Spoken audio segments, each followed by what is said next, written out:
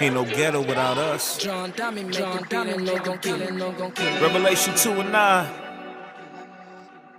Tell them. Yeah, all my brothers, yeah, we rich shock. We got the truth, we come from rich stock.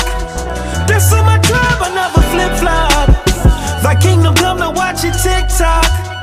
We got this truth and now we rich up. We headed back up to the tip top. Menorah golden, watch it trip drop. We in the hood, but now we rich up. Yeah. My folks stayed in the Hoovers, I was born in the trades. I was raised in the hundreds, but I ain't never joined the gang. Affiliated, I was with it, I ain't played no games. Wasn't banging, but I had to show I ain't no lame. Copperworth Entertainment, yeah, I did my thing. Until I woke up to this truth and found out we still slaves. Niggas killing over colors, time to rise up for our brothers. Time to unify our hustles, time to lead our baby mothers out to lay like Nazareth. I was raised up out the gutter, for the homies I got locked up, not a word I never uttered. So for Yasharahla, yeah, you best believe I'll die. This ain't Christianity, you best believe yeah, I'll all my ride. brothers, yeah, we rich shock. We got the truth, we come from rich stock. That's on my tribe, I never flip-flop. Thy kingdom come, now watch it TikTok. We got this truth and now we rich up. We headed back up to the tip top. We rich. Menorah golden, watch it drip drop. We in the hood, but now we rich up. Yeah. Reclining my seats, I'm looking at the stars. Not too long ago was blowing kush about the car. Always wanted fame until I found the 12 stars. But now a nigga rich, the wisdom got me hella far. Looking back on my life, this shit is so surreal. Like I came up on the lotto, how a nigga feel. Keep the law as the motto, now tell me what's the deal. Riding smooth, diamond chain, compliment the wheels. Yeah, that's how we pull up fly. If my brothers got an issue, then I bet I ride. Even if I take a loss, you can bet I try. Cause I'ma get a couple off and that's before yeah, I all die, my brothers, yeah, we rich shock.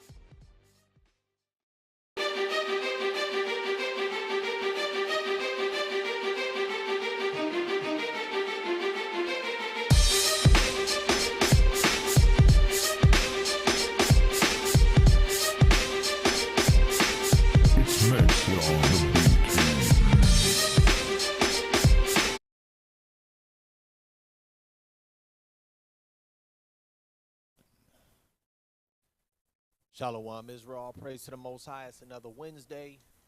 Some more foundational stuff for you guys to get into.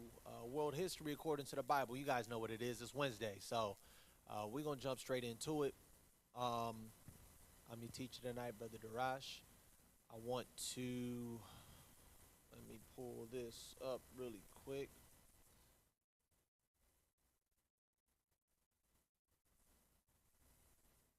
And then we going to get to it. All praises. Lord willing, everybody feeling good out there? Lord willing, we get some edification tonight. We often, this is often one that we debate, we argue with unbelievers and scoffers about, you know, who are the Israelites today, or proving the Israelites in North America, proving so-called blacks are Israel, proving so-called Latinos are Israel, and Native Americans, right? So tonight we're going to talk about it. Tonight we're going to get the proof. Tonight we're going to shut down all those naysayers, right? So I'm going to grab a couple scriptures. I want to grab Deuteronomy chapter 32 and verse 7. Deuteronomy 32 and 7. And it reads, "Remember the days of old, consider the years of many generations. Ask thy father, and he will show thee, thy elders, and they will tell thee." So the Bible tells us it's very important to find out your history. It's very important to know your history. We also see that in Job 8 and 8. We see that in Romans 15 and 4. And it's not a surprise. We all already know this, right? So history class is very important because, as I like to say, it's the Maya Angelou quote, you cannot know where you're going if you do not know where you've been. So tonight, we're going to shut down all the naysayers. We're going to prove who the Israelites, we're going to prove the Israelites were and are here in the Americas, both northern and southern kingdom, right? Let's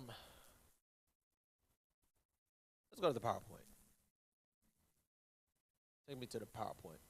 So, this is an excerpt from one of the Bible Basics books. When you first come into the truth, this is one of the books that Israelite brothers and sisters that tell you need this book, right?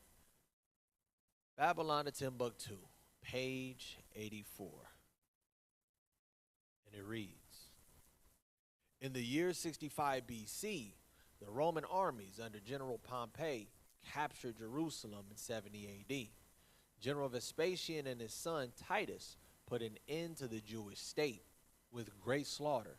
During the period of the military governors of Palestine, many outrages and atrocities were committed against the residue of the people.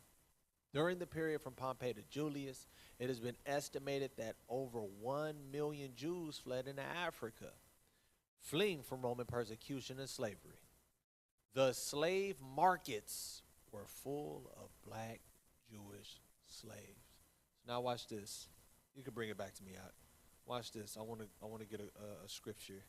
Everyone knows this scripture. Everyone should know this scripture. This is like an Israelite staple, right? Deuteronomy chapter 28 and verse 68. To the point of what the book was saying. It said the slave markets were full of black Jewish slaves, right? Watch this. It says, and the Lord shall bring thee into Egypt again with ships. By the way whereof I spake unto thee, thou shalt see it no more again. And there ye shall be sold unto your enemies for bondmen and bondwomen, and no man shall buy you. So now, when you understand the scriptures, you understand that we would end up in a place known as spiritual Sodom and spiritual Egypt.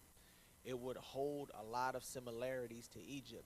And even when you read through the Bible always couples the word Egypt with the phrase house of bondage, right?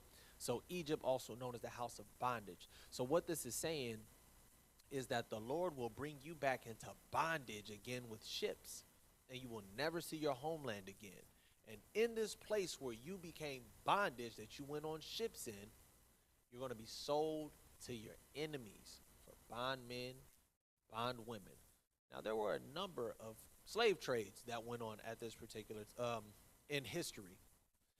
And one in particular that we all know about is the transatlantic slave trade. So as we read, the slave markets were full of black Jewish slaves. It said over 1 million Jews fled into Africa. Well, we know North Africa, they were sold in areas of Europe. West Africa, they were picked up and taken to the Western Hemisphere, also known as the Americas. Now, these individuals were Jews, and we're going to have a whole presentation, actually, at the end of the month, you know, because this is Black History Month. The Bible is Black history, and we have a presentation at the end of the month by myself and Deacon Kabash, February 25th. Y'all make sure y'all tap in, going further in detail about that particular information. But it says the slave market was full of black Jewish slaves, so we know that the Jews came from the Western Hemisphere over here to, from the Eastern Hemisphere, from West Africa to the Western Hemisphere, right? Take us back to the PowerPoint. We want to get a little more further proof to just to touch on this piece. So we see what's called a Slave Voyage Manifesto, which we'll see again later on this month. And these are all the names, or a number of the names, rather. If you pull up the Slave Voyage Manifesto and you look up these particular numbers, these are the names you will see.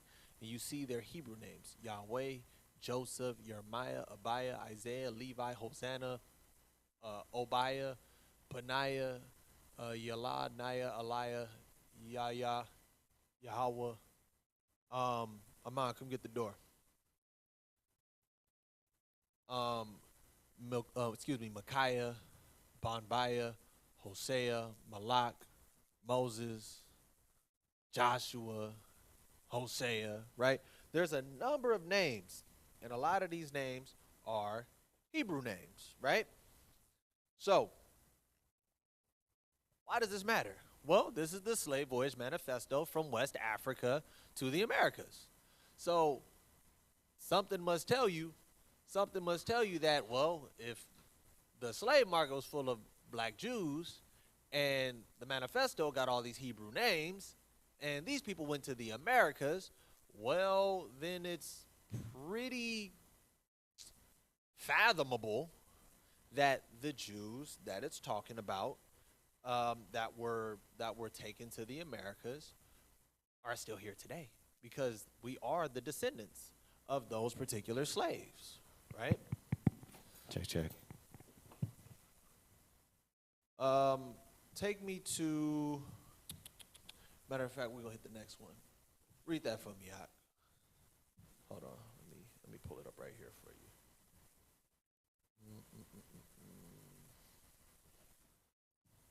Actually, can you see that up there? Okay, Kyle, read that for me. By Rudolph R. Windsor, Yoruba Jews, Nigeria. They are known to have copies of portions of the Torah, Old Testament, preserved in a most holy place. However, their social life is not Torah-controlled, like many of the Hebrew cultural traits among the Ashanti Jews. These black Jews observe certain Jewish customs, among which are the great and holy days. In almost every way, these black Jews are like the Yorubas and are hardly distinguishable from them, except for some outstanding Hebrew observances. Now, these were Jews that were in Nigeria, the Jews that were still there that hadn't been taken into slavery. But we see that these Jews are there in in Africa to this day, right? Because not every single Jew that was living in West Africa was taken into slavery, but there was a bunch of them, right? Now, I want to show you this video by an individual who is of proselyte descent, and he's going to speak to it as well and talk about the Jews and who they are and whether or not the claims that these individuals are making are true, right? So I'm going to move it over to the next slide. I want you guys to listen to this. And I'd like to now bring up another interesting place that you're finding descendants of the Israelites, but may not necessarily be from the 10 tribes, but will also play a role.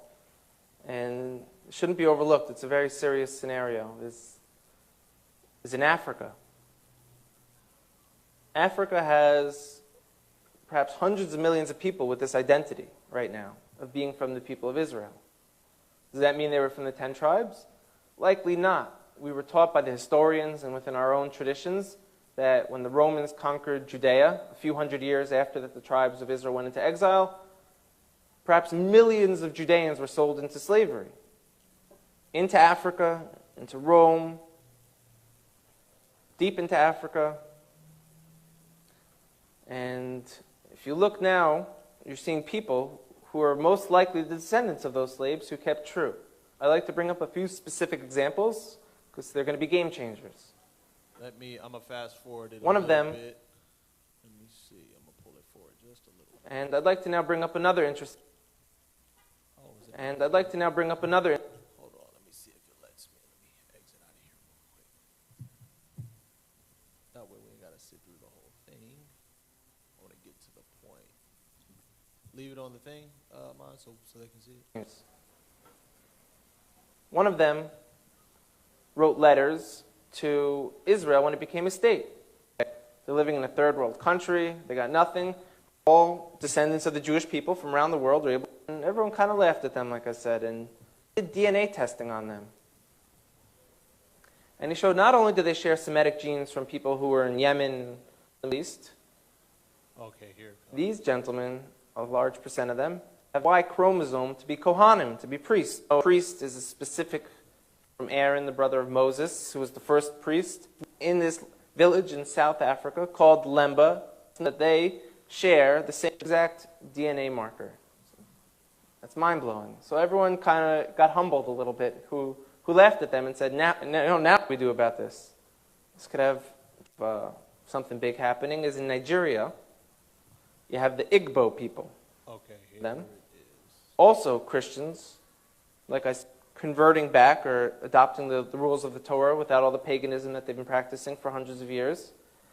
There's been books written about it from scholars in Nigeria, from scholars from the Jewish people. And where it gets interesting is... Now, this is where it's going to be. I forgot it was toward the end of this video. I didn't want you guys to sit here and watch this whole 5-minute clip, right? So, this is where this individual, now mind you, he's a Jewish rabbi, this is where he's going to explain pretty much what we're saying right now. In America, there was a slave trade. And a lot of the slaves, a very high percentage of them, came from Western Nigerian ports. And in America today, you see a very large movement of African Americans who say that they're the real chosen people, that they're the children of Israel, they're the Judeans. You know, so what are they just trying to create an identity for themselves because they were slaves, or is there really something here? And the answer is, most likely there is something there. And most likely, maybe that they were the original Israelites, and maybe that the Jewish people today who are white, Caucasian people came in a little bit later on. Now, I hope y'all caught that. He said, most likely, you could bring it back to us for now. He said, most likely there is something there, and these people are the original Jews, and maybe we did come later. And then he goes on to say, you know, a lot of the scribes and the people who rewrote the Torah and all of that, a lot of them were converts, so it's okay. But the point that he was making was, you know, in America, there was a slave trade. And in this slave trade, these individuals, are what you call the descendants of the slave trade. And these people are laying claim to this particular culture, this particular belief, this particular notion that they are the people of the book. Are they tripping? Are they just looking for identity? Are they making this all up? Or is it real? And he said, most likely, they are the original ones. Most likely, it is real. And we, the Caucasian ones, came later. That says a lot. Because again, we're speaking to rather, the Israelites that are in North America, right? Because again, we fight this notion every day. We fight this notion all the time. Y'all not Israelites. Y'all Gentiles. Y'all heathen. You got the people that y'all think are the Israelites saying we're the original Israelites. That tells you something. Now watch this, because we're going to show some, matter of fact, I'm going to wait till we get there, and then I'm going to pull out the scripture. It's so crazy. Give me Hosea. Hosea chapter 1. Because this is what we have to understand what's going on. It's prophecy. This is stuff that's supposed to happen. And there is, a great awakening. There's an awakening going on, right? Give me Hosea 1 and 10. Let's read that. The book of Hosea, chapter 1, verse 10. Yet the number of the children of Israel shall be as the sand of the sea, which cannot be measured nor numbered. Read. And it shall come to pass that in the place where it was said unto them, Ye are not my people. Now, in this particular place where it was stated that y'all not the Israelites, y'all some Gentiles, y'all some niggas, y'all some beaners, y'all some all of that. I'm gonna slow it down because YouTube gonna find it and flag it and kick this video. Y'all, all of these other things, everything under the sun but the name of God, but a child of God. Y'all, all of that. It says when you in that place, you're a slave, you this, you that, you this. It says what? In the place that where it was said, you are not my people, what? There it shall be said unto them, Ye are the sons of the living God. It said there, you're going to find out you the son of the living God. Now, we also knew, go to Jeremiah 50. We also knew this was supposed to happen. Because people also said, well, how do you know that's here? I'm going to show you something. This is how we knew it was going to be here. Read Jeremiah 50 and 33. The book of Jeremiah, chapter 50, verse 33. Thus saith the Lord of hosts, the children of Israel and the children of Judah were oppressed together. So now they used to call Israel the northern kingdom. They would say Judah and Israel. Israel was just referencing the northern kingdom, or sometimes they would call them Ephraim, right? So it said, you guys are going to be oppressed together. We ain't been oppressed together since Egypt, right? Babylonian captivity was just southern kingdom. Assyrian captivity, just northern kingdom. Persian captivity, just southern kingdom and the remnants that came from down the street. Roman captivity, they were already gone, northern kingdom gone. Greek captivity, northern kingdom gone. So we weren't oppressed together anymore. But it said we will be again. And we have proof, which we're going to go further into, we have proof that Latinos, Native Americans, so-called African Americans, and then there are some that are scattered. These people are predominantly the Israelites here in this land. We didn't already show you from the ones y'all call them. He said it. Yeah, you know what? Yeah, more than likely, that's actually true. Maybe we did come later, but the best scribes and the scholars, they was all converts. It's okay. No, I get it. First of all, that's garbage. Second off, we don't care about none of that. You stole our identity, then you called us something else. Now we coming back to it, and now y'all kind of trying to save face and say, well, yeah, y'all are. Maybe we converts, but it's okay because it's nothing wrong with being a convert. Some of the best Israelites were converts. Shut up. Get your ass up. I really wonder what their justification for that is, because I know at least with the Christians, they'll say, well, it really doesn't matter because we're all spiritually Israel. Mm-hmm. So I really wonder, how can they hang their hat on that? What is their justification for at the end of the day? Okay, you guys are the original people, but, it's still all good. How? Well, because you got to remember, the goal, when stuff like this happens and people start to get mad. So now the goal is, okay, now we just got to keep them calm. Now we got to keep them docile. Because at the end of the day, the purpose was this. These individuals took everyone's culture. The original Greeks didn't look like them. They were black. The original Romans didn't look like them. Majority of the original Europeans didn't look like them. But see, this is different because we understand how rich our history is, the things that it comes with. They understood that. They say, you know, we're going to take it. Now, look at how they move. Look at the things that they do. Look at how they're thriving in this world. Because they, to a degree, started applying the law, statutes, and commandments of the Bible. Not only did they do that, they then disenfranchised us from our history, took away everything we knew and understood, and then put us at the bottom and made sure that they reprogrammed us to never know it.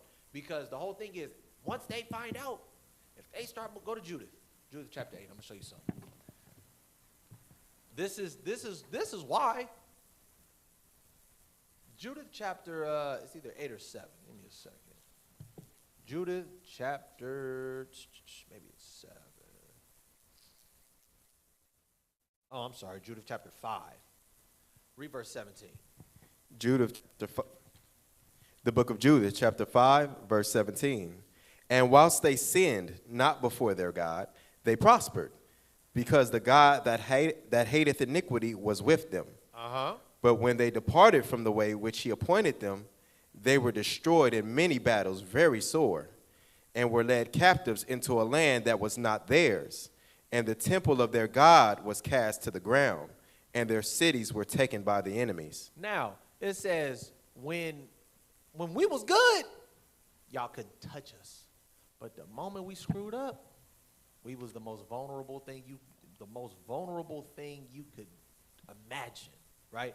Because God said, as long as you face me, I'll face you. You turn your back on me, I'm going to turn my back on you, and then you're going to figure it out for yourself. I'm going to let you fend, right? And now these people know this. So that's why, for example, man, how come on TV, all they showing is, pepperoni? Like, that's the main, like when we talk about pizza, it's a pepperoni. How come fine dining is lobster and crab? Because they know if we stay defiled, God ain't dealing with us. And the goal is to keep us down here as long as they can, so they can continue to rule this world. Because once we figure it out, go to Deuteronomy. I was about to say, how is a bacon burger cheaper than a cheeseburger? Hello? Deuteronomy, what chapter? 30. And verse, let me get straight to the point. Deuteronomy chapter 30.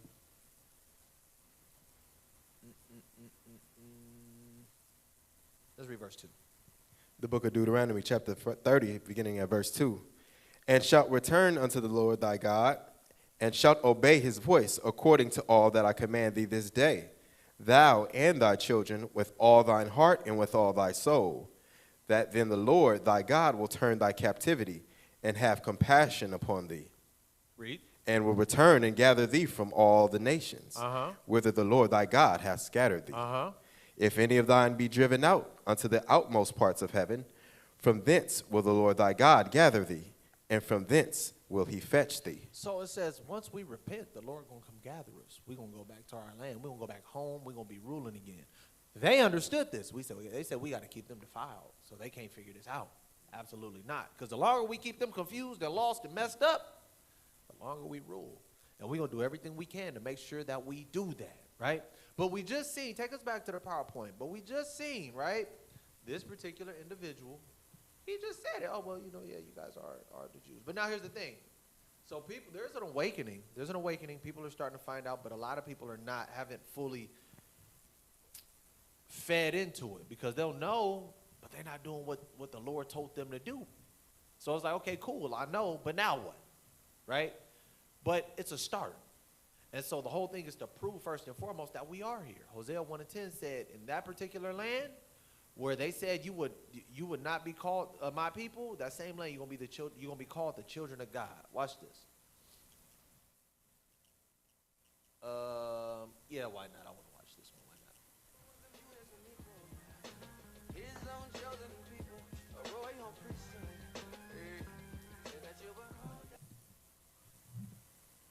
Apologies. Let me run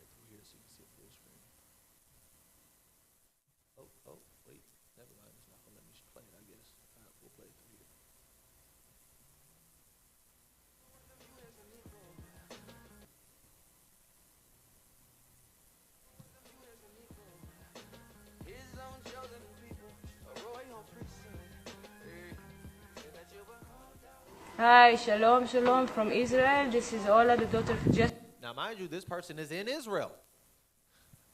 I don't know, Yahweh, was you out there when we was teaching in that man from Kenya? Yeah, no. The man from Kenya when we were right here on Florence and Fig.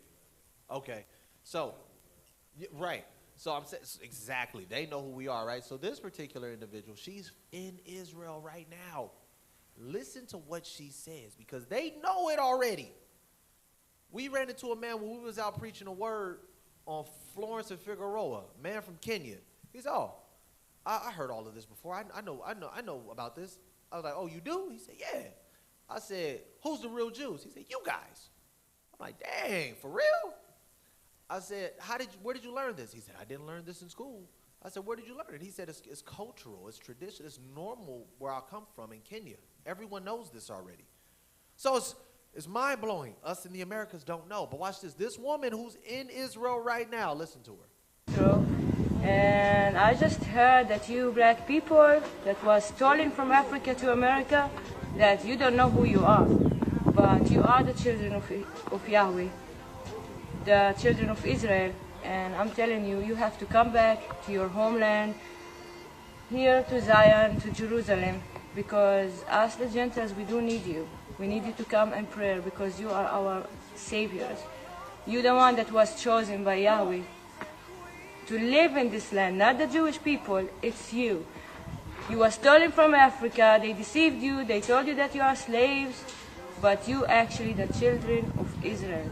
And it's time just to come back. Come for your people, come back for us, come back for the whole Gentiles, because only you gonna save us.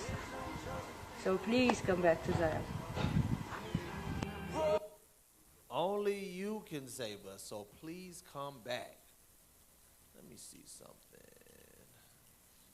Okay, no, I kept it short for that one. I know why I did that. So I kept it short on the Southern Kingdom, or so-called blacks, because we have a presentation on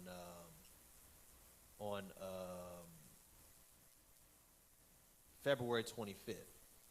Y'all make sure to be there for that presentation online or in attendance physically here. There's going to be a lot of fire information brought out.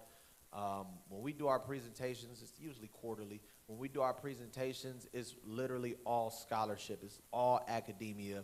We want it to be from an unbiased, scholastic standpoint. Y'all make sure y'all there. Y'all make sure y'all tap in. But let's get back to the lesson. So now we're going to talk about the Latinos and Native Americans. Let's get to it. We'll open up with this one.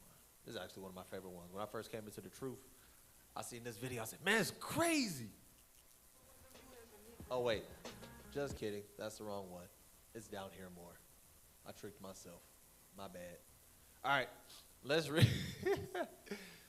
Let's read this. The Las Piedras Stone Collection of Nazario. Let me, hold on. Let me do this. Boom. Slideshow. Can you see it? All praises. Go ahead.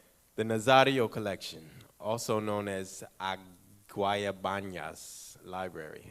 Aguayabañas Library. Father Nazario's rocks and the Phoenician rocks are a cache of carved stones that originated in Guyana, Puerto Rico. In Puerto Rico, watch this. According to contemporary accounts, the statuettes made of local serpentine rocks were first discovered by Catholic priest Jose Maria Nazario y Cancel during the 19th century. That's the 1800s, go ahead. And feature unidentified petroglyphs. Writings, carvings, right, read. That have been speculated to be connected to the old world for over 130 years. Right. Nazario would combine his research with his religious background, leading to the hypothesis that there might be some connection between them and the 10 lost tribes. Because it was a Phoenician writing, right? Phoenician looks like it's a Hebrew script, right? And he's like, well, how did this Hebrew script get on this rock or this statuette out here when this isn't Israel? But then people go and look at the history and say, man, the 10 lost tribes, nobody knows where they went. Everyone's sitting there, they got their own hypothesis, but the Bible tells you where they went. I'm not sure if I put it in here, but we got a whole presentation on that as well. The Bible told you where these people went, right? Read on. Turning to the engravings, while some experts claim that the ancient writing systems were similar to the Sumerian, others felt that it was closer to Phoenician. So watch this. They said they thought it was Sumerian. Sumerian looks different. That's Sumeria is also known as Babylon, is also known as Syria and like Iraq, that area, or the Fertile Crescent. That was like east. But they were saying, no, this looks more Phoenician, which is more west, which is literally where Israel was, right? Go ahead. And so spun a complex web of theories built on speculations, which led many scientists to disregard the whole messy discovery as ridiculous. And so they leave it alone. Right. So it says it was so complex that they was like, man, it's too much. I'm over it. Right. Read. However, it now seems all those hard-nosed skeptics were utterly and completely wrong. So they were like, oh man, it can't be, blah, blah, blah. No, it's too, we just gonna throw it away. This is BS. And then come to find out that they were wrong. Yeah, this is Phoenician writings on these stones. Here are the stones. It says vista lateral, ocha, vista frontal, vista lateral isda, and vista, well, I can't read that, posterior. So that's from left to right. And so they're looking at it and they're like, that looks like either Sumerian or Phoenician writing, but we know it's from the Eastern world, right? But they came to the conclusion, yeah, this has to be Phoenician or Hebrew, right? Now, found in Puerto Rico. Watch this, we'll continue on. Them is the same rocks, just a better angle at them. Now, this is what I was talking about, one of my favorite videos. When I first came into the truth, we did a presentation years ago, and I was like, yo, this is dope. This was on Fox News. This man, I think, eventually got fired. I don't know why, but Glenn Beck, yep. Yeah, and he's done that a number of times, right? Glenn Beck, let's hear what he says. Oh, man, do I have to exit out the thing again? I do. Okay. If you won't listen to us, I'm pretty sure you'll listen to Esau. Let's hear him out. Look at the angle of the Great Pyramid of Giza. If you take the angle of the Great Pyramid of Giza, the slope is 51.8 degrees. Let's go back to the earthworks. If you measure the line that goes straight through the center of the structure, right here, and then you go true north, it's 51.8 degrees. That angle is exactly the same angle as the pyramids of Giza. It is the same math, the same calculations as ancient Egyptians. Now, so what it's saying is that, hey, these pyramids, now mind you, there were pyramids in Israel as well. You can read that in the Maccabees. But they said these same pyramids that were created in Egypt, which we know Israel built it, according to the word of the Most High God in Exodus, it says the exact same blueprint or the exact same angles, the exact same structure, right? It said it's the same. The geometry is the same from the whole other side of the world to these pyramids that you see today in Mesoamerica, right? Or in what was called Mesoamerica. Let me show you one more connection. In 1860, David Wyrick, he's a guy who surveyed the Newark earthworks. He was digging into a mound near those earthworks, and he found a wooden coffin made of oak. They opened up the coffin and found a skeleton of a man holding a little box that was about 8.10 inches in size. The box had been cemented shut here. This, by the way, is sitting in Ohio. Well, he opened up the box and he found a little man inside, a little black stone. They took it to scholars and they looked at it. The man seems to be carrying something, and there's writing here at first they couldn't recognize. The writing is, they thought in 1860, some sort of Hebrew. Well, finally, about 20 years later, they found some rabbis living in the area, and the rabbis looked at that, and they could read it. They said it was an old kind of block Hebrew, and it was a rendition of the Ten Commandments. Now, right. So now they found some, what do you call it? They found some archaeology in Ohio, in the Americas, and they said it was Hebrew, and it was a rendition of the Ten Commandments. Now, This is another piece. Block Hebrew. They said they'd never seen anything like it. Mainstream archaeologists at the time called this a hoax. But then in 1900, or just about after 1900, in Israel, they found the same block-style Hebrew writing. Mainstream archaeologists still dismissed the findings. They found it in Israel, and they found it in Ohio. But there was another stone that they found that they couldn't argue. This is the Bat Creek stone. It was found during the course of an official Smithsonian evacuation. The Smithsonian didn't understand the meaning of the writing on the stone. They thought it was Cherokee, since it came from Cherokee country. They didn't realize that it's actually Hebrew. They had published this originally upside down. They threw it in a box at the bottom of the Smithsonian, put it in the basement. Many years later, a scholar took it out of the box, looked at it, and went, oh my gosh, it's upside down. It's Phoenician, ancient Hebrew. So what's going on here? What is that about? Where is that history? I'll show you in a few minutes, and we're going to have a conversation, and I'm going to show you some more things that the Smithsonian, science, government, commerce colluded to erase. By the way, I want to thank the directors of the documentary Lost Civilizations of North America for bringing these stories to my attention. I was blown away. To find more, visit the website lostcivilizationdvd.com. Here's the thing we should be asking ourselves. I don't know the story of these. Do you know that? Did you know that? Do you live in Ohio and did you know that? Why not? Like I said, let's go to the scriptures real quick. Let's go to Revelation. Let's go to Revelation chapter 12. Let's read verse 16. Actually, let me see something. Maybe I want to start a verse up. Let me double check. Revelation chapter 12.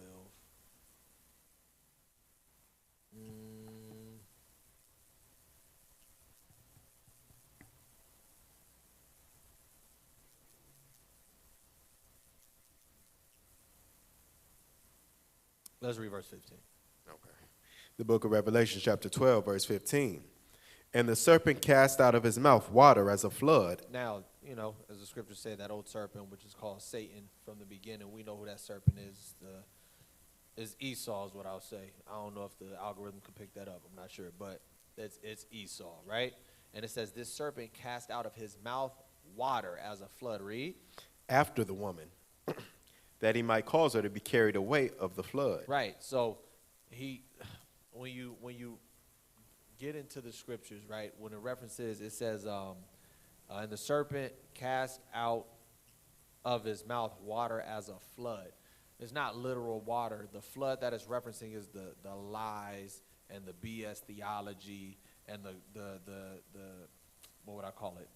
I guess to simplify it, the flood of lies. And it said that he might cause her, the woman being Israel, Jeremiah 6:2, that he might cause her to be carried away with the flood. So our people will be carried away with this flood of lies. So it's like, you know, you're the chosen people of God. No, I'm a heathen, I'm a Gentile, I'm a nigga, I'm African American, I'm this, I'm that. Man, my history go back. What do you know about before slavery? Well, we was gods and kings in Egypt. No, we weren't. But history would have you to think that because of all the lies that's being pushed by this individual. But watch this. Read verse 16. And the earth helped the woman. It says the earth helped the woman. Read. And the earth opened her mouth. Read. And swallowed up the flood which the dragon cast out of his mouth. The earth opened up his mouth, or its mouth, right, to help the woman, to help the people. What does that look like? Look at all of the archaeology, the irrefutable archaeology, the irrefutable information that's coming out now to help the woman, to help Israel, to show and prove who they are. People are reading these books. People are listening to these scholars. People are seeing the archaeology coming up. People are seeing the pyramids and the architecture that's coming up. The earth is literally helping the woman to not be carried away with the flood, the false theologies, the lies of the serpent, or Esau, right? So the scripture said that was going to happen. You have the Bat Creek stone, the Las Lunas stone, the Los Piedras stone. You got all the pyramids. You got a number of historians that spoke to it. Watch this. We're going to get to that right now as well. Take us back to the PowerPoint of mine.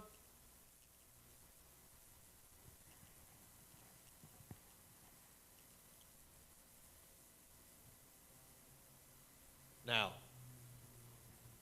let's read this. Now, this is Nova on PBS. This was a segment of PBS that was more for the, I guess, on the educational side. And they used to have segments. They also had an article, or I guess an article side on the site where you can find this information as well.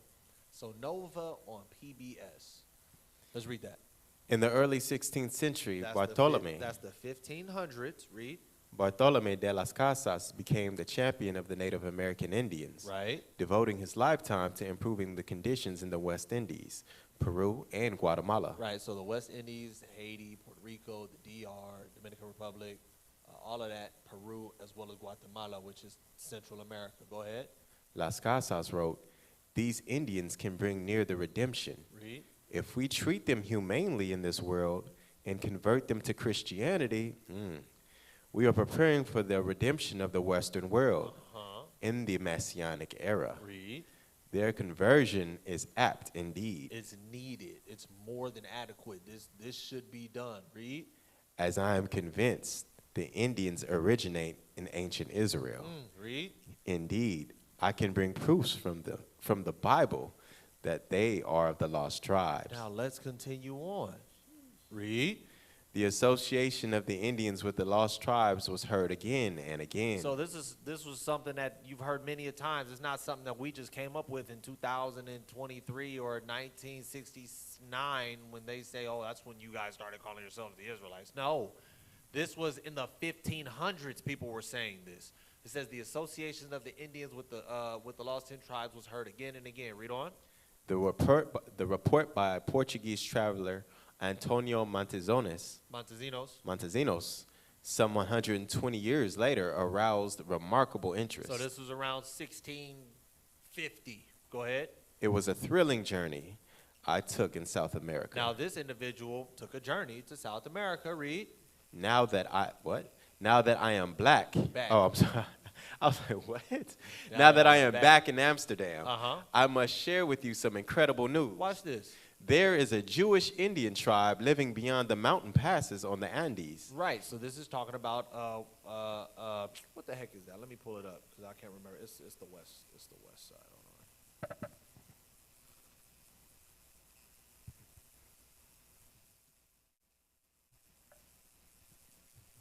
Drawing a blank right now. Trying to figure out what country that is right there. Watch somebody probably get it before me in the comments, but it's okay. Oh, shucks, what did I just do? Peru. Is that Argentina? I believe it's Argentina. I could be wrong. Give me a second. That's bothering me, so I had to look it up.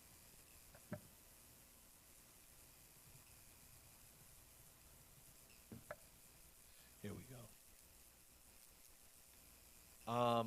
Colombia, Ecuador, Peru, or Chile is what it is. In Chile, right? So all the Andes Mountains is around that region. Peru, Ecuador, Colombia, and it might even go down to Chile. I'm not sure. But I know that specifically right there. Now here's something, right? Because we keep seeing they call them Indians. Well, you have a lot of Native Americans. You even have a lot of Latinos that sit there arguing, I'm not no goddamn Salvadorian, I'm Guatemalan. I'm not Guatemalan, I'm Mexican. I'm not whatever, I'm Peruvian. Look, y'all was all, first of all, the separation from the boundaries of these didn't come until recently. So you guys were all once one people, and they hate hearing that for some weird reason. Before that, y'all were all Azteca, or y'all was Maya, or y'all was Inca. And then, before that, y'all was Israelites, just from particular tribes. But y'all was always the same people. Stop playing, right? But it says there's a Jewish Indian tribe, so they were also known as Indians, living beyond the mountain passes of the Andes, which is Peru, which is Chile, or possibly Chile, which is Colombia, all of those areas. There are some Jews that stay there, right? Read on. I indeed. I indeed, I myself heard them recite the Shema, He said he heard them recite the Shema, right? the expression of the Jewish faith, and saw them observe the Jewish rituals. What is the Shema? Go to Deuteronomy.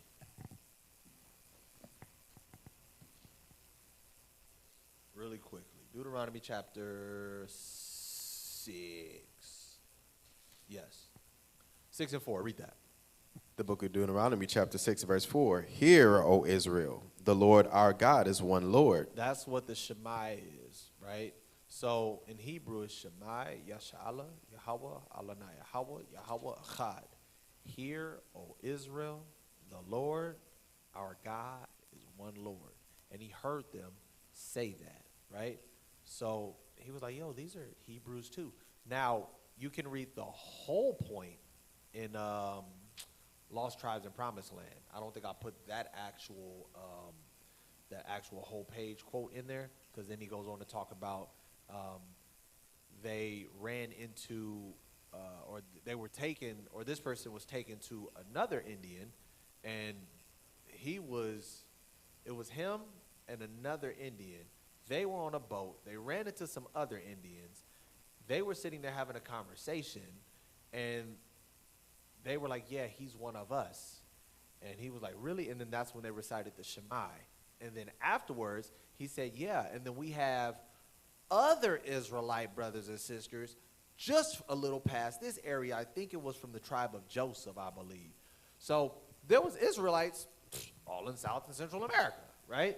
Now, The Origins of the American Indian by Lee E. Huddleston, page 71. Let's read that. The Incas held a festival in March similar to the Passover. The Yucatan Indians practiced circumcision. Mexicans and Incas had eternal altar fires. Some Nicaraguans would not allow women who had recently given birth into the temples. Other parts of the law observed at various places included those which said that men should not sleep with women who had recently given birth. Adulteresses were to be stoned. Men and women must not wear each other's clothes. And a widow must marry her nearest relative. These are the customs of the Bible in Torah, and the Incas were doing exactly this. And this was the same area, Peru, Colombia, down through Chile, that was the Inca Empire, right? So these individuals were keeping Torah. Watch this. Oh, you know what? I think I did put it in here. Oh, it's right here. We'll get the from the Nova article. This is the whole thing. Go ahead, read that.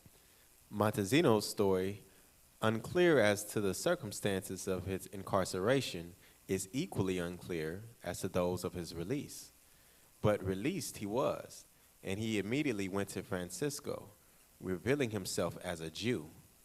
Montesinos proclaimed his conviction that Francisco's hidden people were of the same race as he.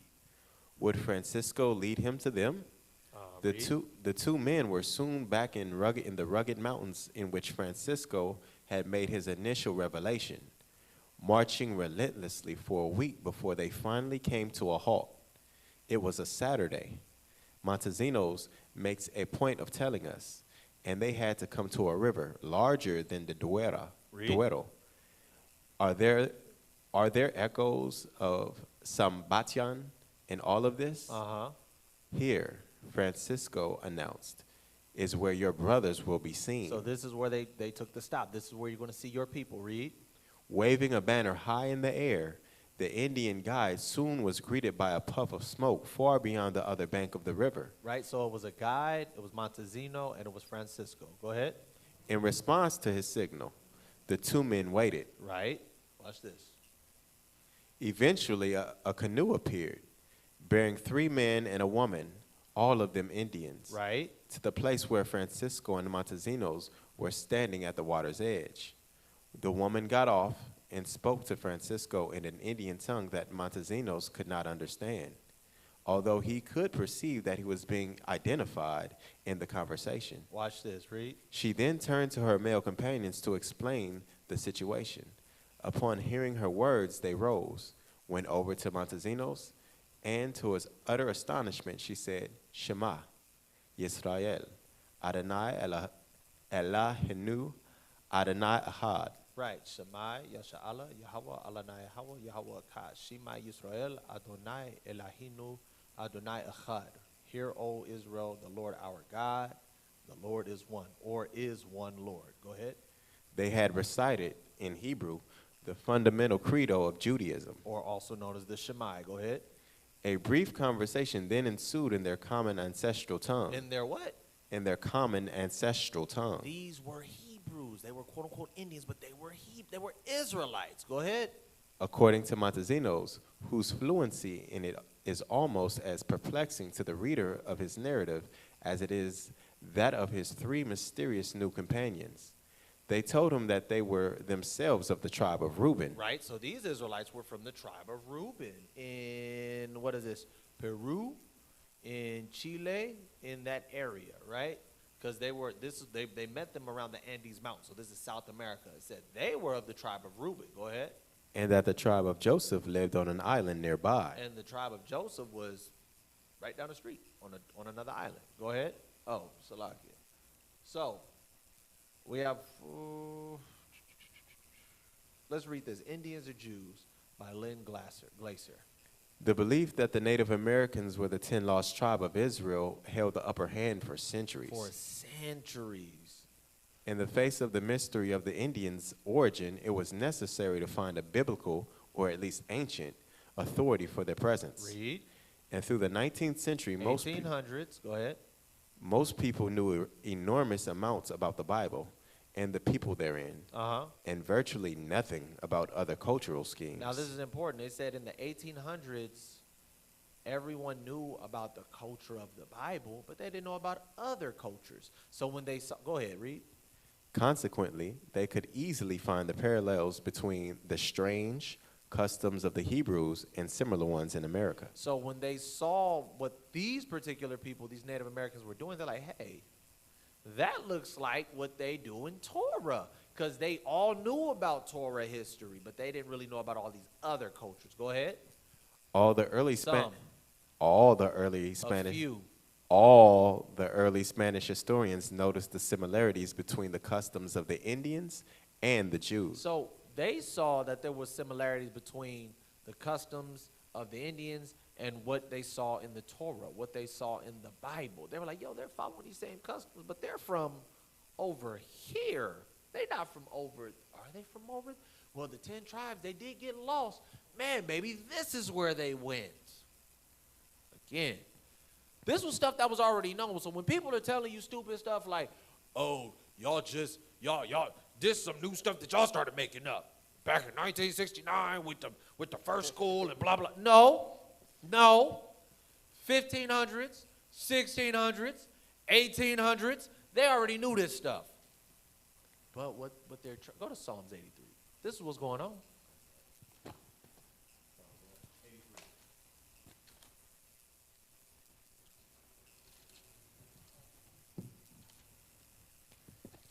And verse, because this is what's going on. They get to play dumb and all of that stuff all the time. But this is the whole purpose. Psalm chapter 83 and verse, is it 3? I want to get straight to the point. Let me see. Let's start at verse 1. The book of Psalms, chapter 83, verse 1. Keep not thou silence, O God. Hold not thy peace, and be not still, O God. For lo, thine enemies make a tumult. It says your enemies are making a tumult. There's this whole uproar, this noise going on, right? Read. And they that hate thee have lifted up thy head. And they that hate thee, these other nations that hate the Most High God, have lifted up their head in pride, right? Read. They have taken crafty counsel against thy people. They have taken a very crafty, cunning, secretive, slick, sly, slimy counsel. Read. Against thy people. Against the children of Israel. Read. And consulted against thy hidden ones. They came together to consult against the ones that are hidden. Read. They have said, come and let us cut them off from being a nation, Right. that the name of Israel may be no more in remembrance. This is why that's happening. That's why. But you got these so-called Israelites. They got their fake language. It's not really Hebrew. They over here talking about they're the real Jews. But in reality, they just started that back in 1969, with the One West. And First of all, they've been saying the Native Americans was Israel. It said in the 1500s they were saying this. The Spanish scholars came over and they said, wait a damn minute. Let me. Hey, look, they doing that right there. Look, they doing this too. I don't know, man. They said the 10 tribes, they disappeared. You know what? I think that's them.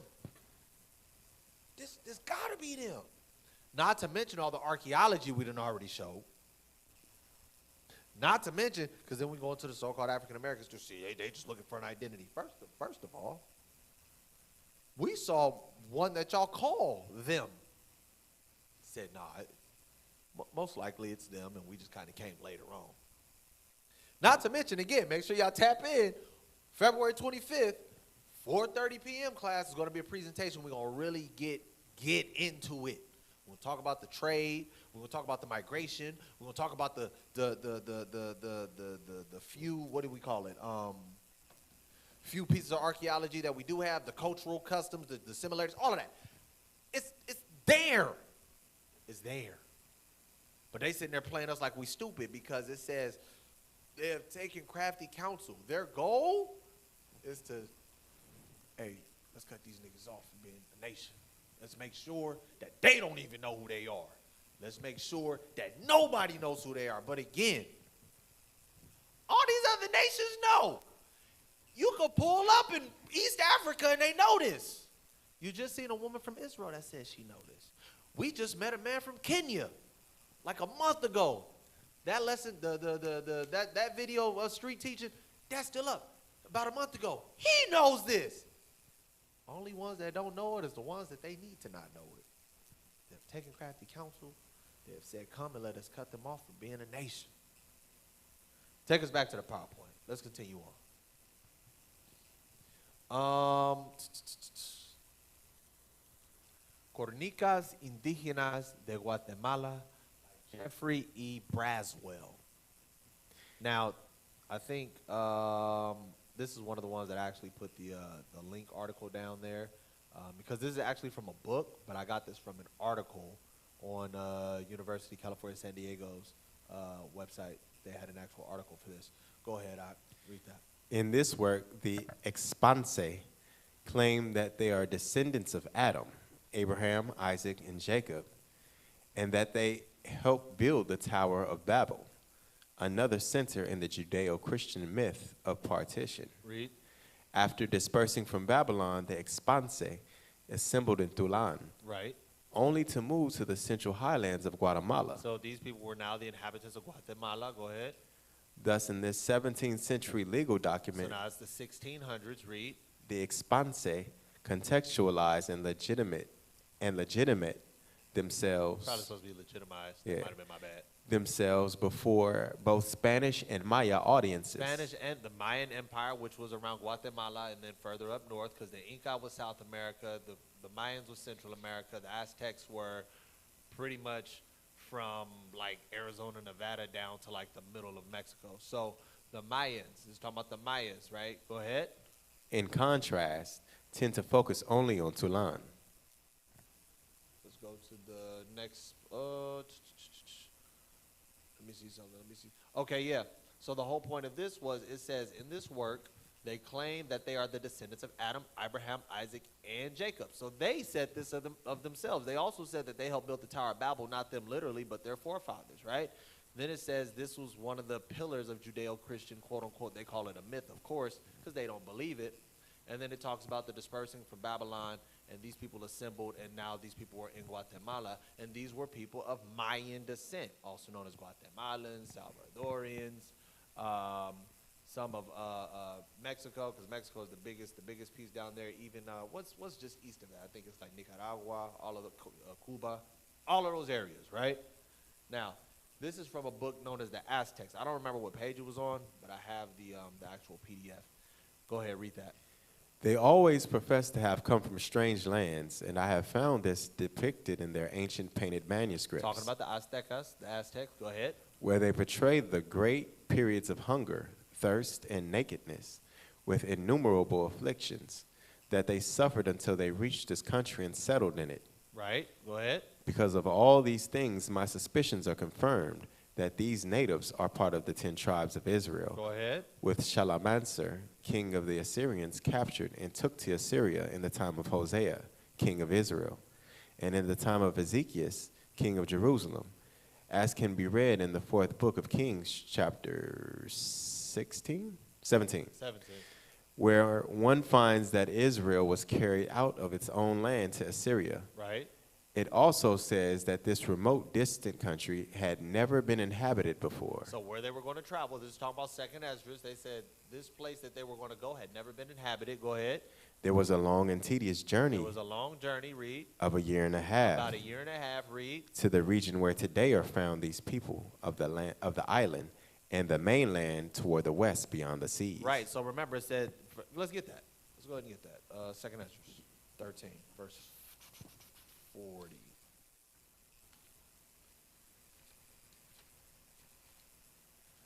Second Esdras, first Esdras. 2nd Esdras might be. I might be wrong. It might be. No. It is 2nd Esdras. 2nd Esdras, chapter 13 and verse 4. Yep. Let's start at 40. The book of 2nd Esdras, chapter 13, verse 40. Those are the 10 tribes which were carried away prisoners out of their own land in the time of Hosea the king, right. Whom Shalam Yasharahla, the king of Syria, led away captive. And he carried them over the waters. And so came they into another land. Uh-huh. But they took this counsel among themselves. So after they were enslaved, right, they were freed. And then it says, now they took counsel among themselves, read. That they would leave the multitude of the heathen and go forth into a further country where never mankind dwelt. So they were going to go somewhere that was never inhabited. Maybe people might have visited, maybe, but no one lived there, read. That they might there keep their statutes, which they never kept in their own land. Read. And they entered into Euphrates by the narrow passage of the river. For the Most High then shewed signs for them, and held still the flood. And held still the flood, talking about the rivers, talking about keeping the waves calm so they can get where they needed to go. Watch this, read. Till they were passed over. Go ahead. For through that country there was a great way to go, namely of a year and a half. And the same region is called Arsareth. Also known as unknown land. That's what Arsareth translates to, right? And it said it took a year and a half to get to this place. Again, you can go back and watch the full-blown presentation. It's called A Tale of Two Cities before they were Latin. It's on the True Nation Israelite Congregation website, on the YouTube. And we talked about that. We went into it, and we proved that it was the Americas. And it said the Israelites would come here. And now we see what are we in, 2023? 600 years ago, 500 years ago, even 400 years ago, they were saying that these people are those people. These people are those people. Take us back to the PowerPoint of mine. And so it said the Aztecs had professed to come from strange lands. That was somewhere else, right?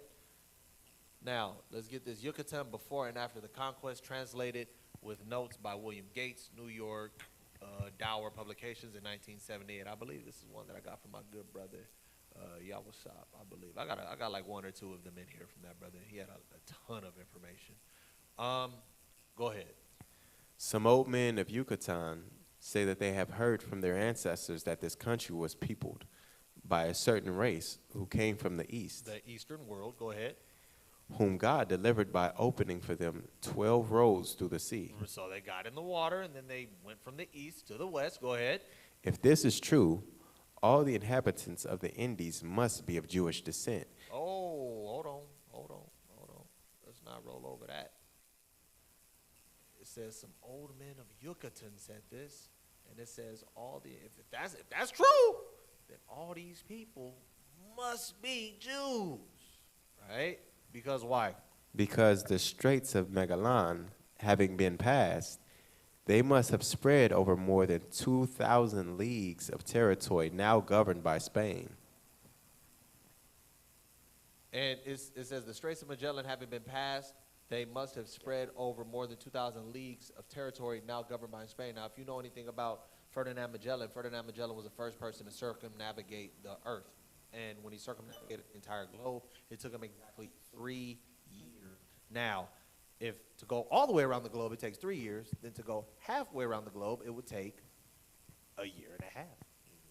And we saw that when you look at where Israel is, or excuse me, Assyria was, and approximately how far they had to go around Africa, then back up into the Americas, that's about halfway around the world. So it took about a year and a half. There is no other place that people try to say is Arsarif that would take that much time. Now, I said the Yucatan people said this. Now, these are individuals that pretty much sit in the tail of Mexico, the foot of Mexico, if you will, which is right next to Cuba, which is near Belize, Guatemala, Honduras, all of that area. It says they said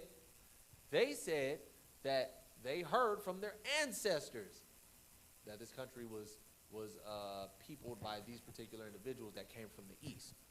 So you got early Indies, Spanish scholars, Spanish friars, Spanish historians. You got archaeology, and there was much more archaeology. It was too much to throw in here. Like I said, I definitely implore you to go watch the 10 tribe lesson we had. It was called Before They Were Latin, The Tale of Two Kingdoms Before They Were Latin. Because we also have a lot of individuals who are ignorant that will sit here and say, them individuals, the Mexicans, whatever, they're not Israelites. They ain't go through the curses. They ain't got no history. They ain't got this. They ain't got that. And it's like there's a ridiculous amount of proof. It's actually, I tell people this all the time, it's so much easier to prove that they're Israel than for us to prove it. They have so much archaeology. They have better records intact. They have historians that spoke to this. And for us, it's a little more difficult. We almost following the breadcrumbs, and we can show you through doing it this way. But they got everything's laid out already. They don't go through the curses. Yes, they do. There's a book called The Devastation of the Indies. Just about every curse that we done went through, they went through. As a matter of fact, they might have gone through more curses than we did. So when you sit there and you say that, oh no, they're not Israel. First of all, historians prove that they are. Archaeology proves that they are. The Bible, curses prove that they are. And then when you say we're not the Israelites, the people themselves that claim say that we are. Other people in other nations say that we are. The people in that land right now say that we are. The history shows, the culture shows, the migration pattern shows. Again, February 25th, make sure y'all tap into that class. We're going to go into all of that. We're going to prove beyond a shadow of a doubt that we are the children of God. That's really all I want to give you. Let me see something. Yeah, I don't need to go into I don't need to go into all of that. That's really all I'm going to give you guys today. There's a ton of information. This definitely gives you a starting point to do your own research, right? Again, World History Wednesday is a foundational class, and this is one of the classes that show you why it's foundational, because something as simple as prove to me you're an Israelite. Well, I'll go Deuteronomy. Okay, a lot of people fit that. Well, if you don't know your history, guess what? They might be able to sway you like that. Prove to me you're an Israelite. Okay, boom. Crap ton of articles, crap ton of books, crap ton of scholars, crap ton of archaeology. Boom, in your face. But what happens is if you don't really know and you can't really prove it, you be, I'm Israelite, and then you get your faith shook, and then you go into some other stuff. I done seen this happen a number of times. I've been in this truth going on 9 years. I done seen it happen. I could probably count on two hands now. It didn't happen over and over and over because people ain't strong in their foundation. This is a very foundational class. Wednesdays, world history. Get this information. Feed your spirit. Go back and watch the ones that we did already. Tuesday, Bible basics. A lot of that is character and a lot of that is basic doctrines. Tap in with these classes. Feed your soul. I say it all the time. Get this daily bread. A lot of y'all ain't doing nothing. Feed your soul. Get your mind right. Get your spirit right. Get your faith up. Get your understanding up. Get rooted more. Get them roots deepened. Make sure y'all tapping in with these classes, right? I'm going to do my spiel like I always do at the end of my classes. Every first Monday, we got Bible Q&A. Make sure y'all tapping in the Bible Q&A. Ask whatever questions you have. Question about marriage, question about doctrine, question about law, question about history, question about prophecy. We don't profess to know everything, but the things that we do know, we're going to give you, and the things that we don't know, we're going to go research, and we'll bring it back to you either on the next Q&A or get back to you directly. Every Tuesday, every single Tuesday, so that's every first Monday of the month. Every Tuesday, though, we have Bible Basics. Every single Tuesday, Bible Basics. And that's doctrine, that's law, that's character, all of the things that you know you need to make sure that you stay rooted in this faith. World history on Wednesdays, another foundational thing. Make sure your foundation is strong in the history, because I done seen many people get shook because they can't prove certain things in history because they ain't strong in history. And if they shake you in that, they're like, man, I can't prove it. Man, I don't see it. Man, oh, dang, maybe if I can't prove it, it must not be real. Make sure you get this understanding in the history. Make sure you tapping in to get this knowledge. This is, we try to instill in our men, and it's a conversation that we be having all the time. This is not a game. We got to be sharp because the enemy is sharp. We got to be sharp because they're looking to confuse us. They're looking to pull us away. And once you come into this truth, don't think that it's all sunshine and roses and rainbows. Now, Satan gonna come after you through your family, through people you may see on the street that's gonna question you. And if your faith ain't up, if your knowledge ain't up, oh, they'll shake you. Lock into these Wednesday classes. Another foundation class, World History Wednesday. Every second and fourth Thursday, we got Stick to the Script. In the classroom on the second Thursday, and current events on the fourth Thursday. Friday, room 144, and I believe we're going to have another class coming up, Lord willing, next month that leads into room 144. We'll find that out real soon, but we're supposed to be stacking up the Friday classes. All praise to the Most High God, giving you guys more daily bread. Friday, room 144. Led by one of the lead apostles, either Ash, Yashimai, or one of the bishops, Bishop Anaya, Bishop Izar. Always a fire class. Always amazing lessons. Always some good soul food. And Bishop Taziah on Saturday, Feed the Sheep. Always some good soul food. He ain't missed yet. Make sure y'all tap into them classes for real. And if you're looking for a home, I always forget this one. If you're looking for a home, you're looking for a congregation, you're looking for a body to build with, you're looking for a body to help build you up, you're looking for a body, just a family, right, to continue to strengthen up your faith and get you right, keep you on the right path, hold you accountable, hit us up, reply@truenation.org, tap in with us. We got congregations in a number of states. We got congregants in a number of states. We got congregations international, overseas. So tap in with us. Let's see if we got people out there near you. If we don't, you can be the first, and we can continue to get souls out that way. We also started making our missions, so to speak, around to make going places to try to build up our brothers in these different areas, to build up our congregation in these different areas, so they can go out and fish. Tap in with us. If you're looking to get it right, if you're looking for a congregation that's going to hold you accountable in righteousness, as Deacon Kahan says, follow us as we follow Christ. We got, this is the first Thursday, huh? Make sure you tap into our Friday class this week, room 144. If you haven't yet, like the YouTube, like the video, subscribe, hit the notification bell, all that good stuff. Y'all know what it is. But with that, Lord willing, it was edifying. Lord willing, y'all enjoyed it. Lord willing, it was even a little entertaining. I try to keep it a little upbeat. Brother Darash, Brother Yahawada, we signing out. Shalom.